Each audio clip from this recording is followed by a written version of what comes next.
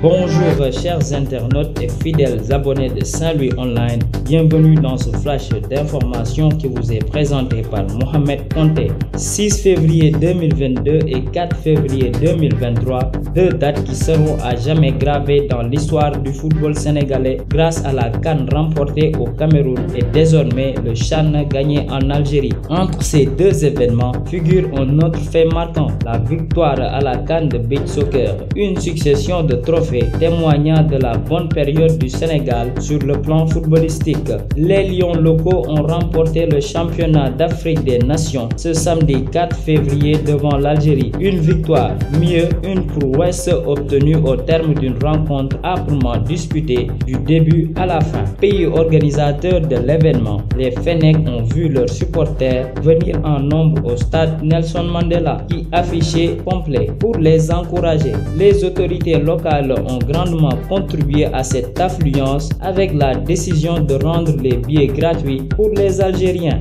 Malgré ce support de taille, les Lions locaux n'ont pas bronché en tenant bon jusqu'à la séance fatidique des tirs au but. La pression a été plus forte lors de cet exercice, mais les joueurs vont à nouveau la dompter en s'imposant sur le score de 5 buts à 4. Arrivés à Dakar, les Lions locaux et ceux de beach soccer sont récompensés au Palais de la République par son Excellence Monsieur Macky Sall, président de la République, à hauteur de 10 millions de francs CFA plus un terrain de 500 mètres carrés à Dakar chacun. Nous poursuivons avec les bagarres qui ont eu lieu hier au stade Aline Sitoé Diatta de Ziguinchor. Finalement, le calme est revenu.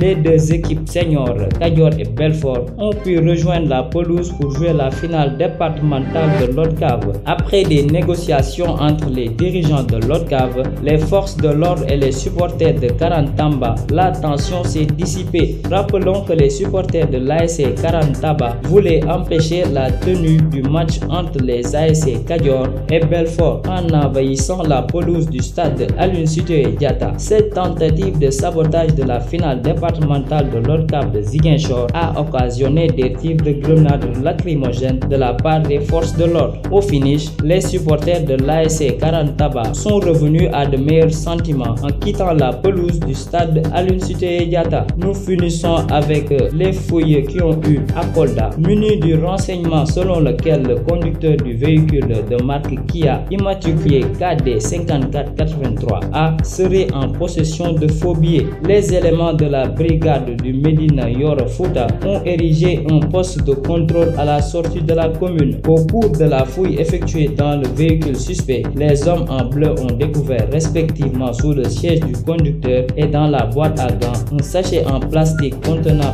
un lot de 800 billets emballés dans du papier aluminium et un lot de 95 billets noirs et un demi-kilogramme de poudre blanchâtre destinée au lavage des billets. Après la saisie, les deux occupants du véhicule ont été aussitôt conduits à la brigade pour les besoins de l'enquête. Les 95 billets noirs sont estimés à 950 000 francs. Les autres 800 billets ont une valeur de 24 millions de francs CFA, soit un total de 24 950 000 francs. Voilà, c'était tout pour ce flash. Restez connectés au programme de Saint-Louis Online. Continuez à liker et à vous abonner. D'ici là, portez-vous bien.